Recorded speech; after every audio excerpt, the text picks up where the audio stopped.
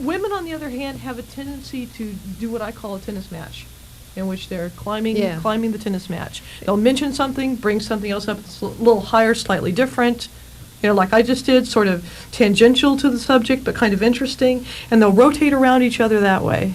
Yeah, there's a very interesting book called The Art of Verbal Self-Defense that starts explaining the difference between the way men communicate with each other and the women, and it's very instructive. Suzette Elgin, the former Yes. science fiction writer? Yes.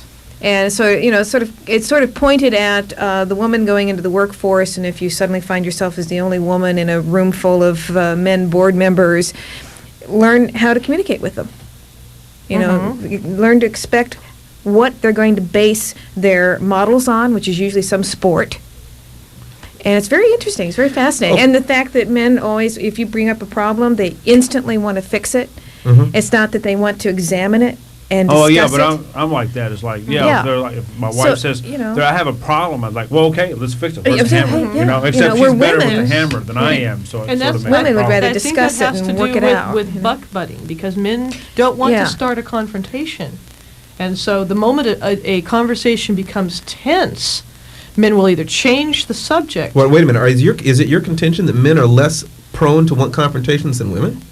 Less prone verbally to want it to escalate. The men are more likely to avoid a verbal confrontation than women? That hasn't been my experience. It might be the case. It certainly hasn't been my experience. I would not say that. I would say they handle verbal confrontation very differently. Yes. They don't avoid it. They handle it differently because there is the possibility of escalation into physical violence. Okay. And with women, that's not there as much. Men have a sliding scale of violence, and women are on or off. Right. Okay. Because you don't get this, you don't get a couple of women beating each other up, and then one of them, the winner buys the loser a beer.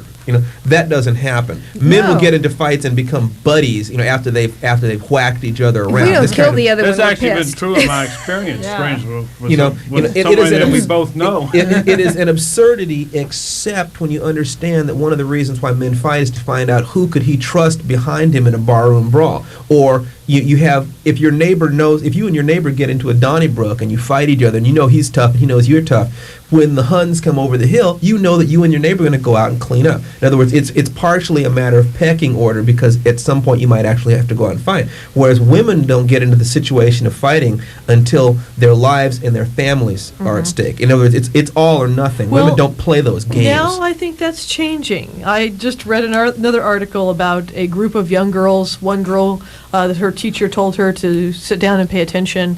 And so she went home and she got a knife from the kitchen and bragged to all of her friends that she was going to kill this teacher. And she was going to kill this English teacher. And what was amazing was the fact that she acted like a guy. She had the thought process of what before had been a stereotype of a man. Calculating, cold, no caring, no emotion after it, and also the bonding experience with her friend of, haha, I was going to do this, and aren't I really I'm not sure macho? That has anything to do with like or changing to femininity or whatever, as it has to do with the fact that for whatever reason, more than normal, a greater percentage of children are growing up totally amoral. That they don't have any concept of the consequences of certain types of action. So I don't think it has. I'm not sure. In a way, I'm kind of glad of this, though, because the whole idea, the stereotype of men have been man as violent and no conscience, and women as completely thoughtful of an action and very emotional and non-violent. Yeah, I don't think either of that's now, true. I don't think that is right. Those stereotypes. I don't condone this person's action, but I think it's interesting that that barrier has been crossed. I think that if you're talking about groups of millions of people and the tendencies towards one direction or other are only a couple of percentage points, and the truth is that there have always been huge numbers of men who acted like stereotypic women and huge numbers of women who acted like stereotypic men, and that you lift the social lid that keeps the pressure on, and far more people are going to reveal that that's the way they always wanted to behave in the first place. See, now you brought something up interesting about creating characters, and that's role-playing. Every one of us is an actor. Someplace we have picked an idea, a model for ourselves of how we're going to look and how we're going to speak and how we're going to react in a certain situation. And I think one of the fun things when you are writing a character is to write a character in that act of self-discovery of who am I going to model myself after? What do I do in this situation? So when I'm approaching a male character now, I don't just assume that this person is set in stone and isn't learning anything anymore.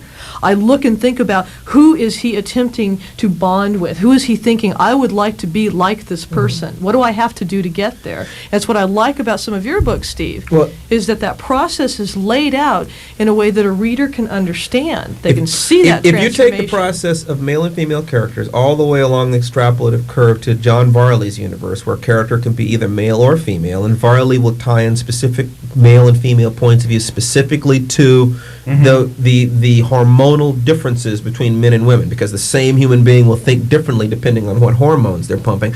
If you don't take it all the way there, if you go 100 years in the future and childcare is universal and very, very easy, and a woman could even have an embryo removed from her body and raised in an incubator so it doesn't interfere with her ability to work at a job at all.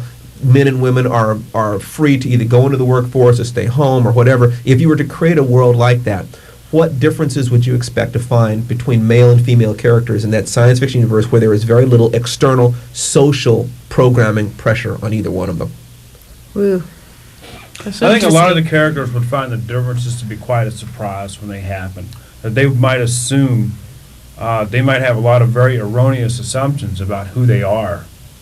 Or they might have erroneous assumptions about how complicated human nature it is in general. I think part of the problem that we have with both the far left and the far right culturally and politically in this country is the fact that they have difficulty acknowledging how complicated people are. Amen. Karen? Well, I think that the art of war as applied to commerce is going to keep people as stereotyped as possible. Sun Tzu's? You bet. Okay. And I'll tell you Or why. Sun Tzu. Because if I can tell you who you are and how you are different and what you are therefore lacking and how my product can make up for this lack in you, okay? If I can perpetuate that stereotype, then I can control what you do with your money. Right. That's a very valuable tool. There is no, I do not believe that the community of merchants wishes to see people become either sexless or where we have, or be a perfect melting pot or any of those things. Because Or as even long- be able, Oh, or yeah. even be able to turn them down. Or for that matter, as have- long as we're divided, and as long as we don't know who we are and will accept from the outside ideas of who we are in any way, Exactly. shape, or form, then our money is theirs. Good. Oh, yeah. Sandy? I just want to add something to that. I had an interesting experience on that line. I went to a party, and there was one man standing in a whole bevy of ladies, and he goes, I don't understand why every woman I meet isn't happy with something. They're either too heavy, too thin, their hair isn't right. What is this? And we almost all said exactly the same thing at the same time, and that was, well, the media is constantly telling us that we don't look good enough. That's why they're selling us deodorant and makeup and hair shampoo and you name it. They do the We're same for constant- men too, but not quite. But not as bad, Mhm. not because, quite. again, like we were talking symbols earlier. of power for men. You bet. Yeah, the cars. You guys get the Yeah. cars. Or Well, no, that's the that's perfume not bottle true. that's It's shaped hair like a club for penis. men. What is that one? Oh, that's No, true. that if, Yeah. that, Hair if, club. that if you're Can I losing your say hair, penis on the air without getting thrown? No, you can't say Uh, penis on the air. Oh, No, okay. no. Say No. kahuna. Well, we can say kahuna. The long We said thing that. hooded mushroom that is attached to men, okay? Yes. the one-eared elephant. Yeah. Ah, there we Yeah, go. no. But also men, it's like gray hair. You know, they have like special shampoo Oh, for gray hair. And yes. so there's Can't a lot be like of, the The ladies. love There's a muscle lot that of- dares not speak its name. That's right. And so there's a lot of. But they don't have anything for the love muscle yet, Yeah. unfortunately. Well, there's a lot of stuff which I'm noticing because I'm getting older. Well, for creating a character then, for a science fiction story, what cannot be bought or sold by anyone is your experience, your memories and feelings about things, your particular outlook. You choose that. And I think that showing that choice when developing a male or female character is very important. Yeah, I think you're right about the media, especially marketing, the corporate marketing, trying to keep it separate. Yes. Yeah. Now, As long as marketing there's is not, money. I'm not saying that we have evil empires of marketing experts out there. I'm just saying the reality is to sell, you divide and conquer. Right. Oh, sure. But have you noticed lately the change in marketing focus? Because so many of us are getting, I can't think of the word. Old. Well, no. It's like we don't buy the simple commercials with two lovers. More sophisticated? Yeah, it gets more sophisticated. It also is taking in the factor that we know for the most part it's bullshit. And so they're having to change their techniques because more and more of us are realizing that, hey, I don't necessarily need your deodorant to be a better person. No, but automobile ads are changing because they realize that they realize that more women, even if they're just housewives, or I shouldn't say just housewives. That was a sexist slip, which I don't apologize for. But women are having more influence in deciding what automobile the Now, family I'm is. going buying. to disagree with both of you for a second. let's go. But I haven't reached my point yet. Okay, guys. reach your point. Okay, before you start arguing with me, I think it is going to be incredibly slow, but I see it happening where men and women are being considered more as individuals. Okay. Where it is crossing, like you were just talking about, that, yes, the women have more decision-making in the car, and it's not necessarily going, but in my work, if I'm having trouble with the way a story is shaping up, sometimes I'll say, well, let's change the sex of the protagonist, just to see how it works. That's Okay. I like You know. that. Karen. Well, I just wanted to point out that I think advertising is becoming more sleight of hand. Yes, In other words, on the very subtle. surface, it looks very politically correct, some of the things that you're seeing. But I think that you need to turn off your, off your sound every once in a while and really look at what they're showing you and try and remember. There are two kinds of audiences. One is all of us. We're a very, very selective audience. We read. We're analytical about the media, too. Exactly. So we are not who they're pitching to. Believe me, it feels that way, but we're not. They're pitching to people who don't think about what they look at. They're tired. So what you're saying is they write it to get past us and get to them. You bet, absolutely. Okay. Absolutely. How dare And that's they? exactly what writers do. Each of us has a message when we write. Oh, and yeah. so we try and code it as carefully as possible to slip that under there. For years, I had remembered with great fondness a science fiction horror film called It: The Terror from Beyond Space, which is the film that was ripped off to make Alien to a huge degree. But I finally managed to get my hands on a videotape copy of it, and I invited my wife to watch this film that I talked about for so many years. I can remember the specific point at which she stopped watching. And you have this spaceship, everybody on the spaceship is talked about as being a doctor of astrophysics or something like this, and they're all very important scientists and very well educated. And they sit down to a meal at one point, and when the meal is over, the men take out cigarettes, put their feet up and start smoking, and the women take the dishes off and wash them. And I think that was the point at which Tony left the room. I'm going to open the phones at this point. Oh, good. 818-985-5735. I bet the spaceship was phallic-shaped, too. 985-KPFK. Now, Steve, what? And if anyone would like to call in, we got some calls. Yes. Oh, cool. Why do you All right. suppose that suddenly we have this love of hierarchical stereotypes for both men and women in science fiction and fantasy? Don't know. Good evening. You're an hour 25. The fetus pick up emotional things from the mother, and doesn't that kind God, I've actually written a novel recently that dealt with that. I think that you'd run the danger of creating some very dangerous sociopaths. Yes, 'cause- they're talking about doing psychoanalysis in the womb based on what an embryo hears as it is growing. That's No right. Black Sabbath record. And how That's it right. how Oh, dear. it reacts. I think Yeah.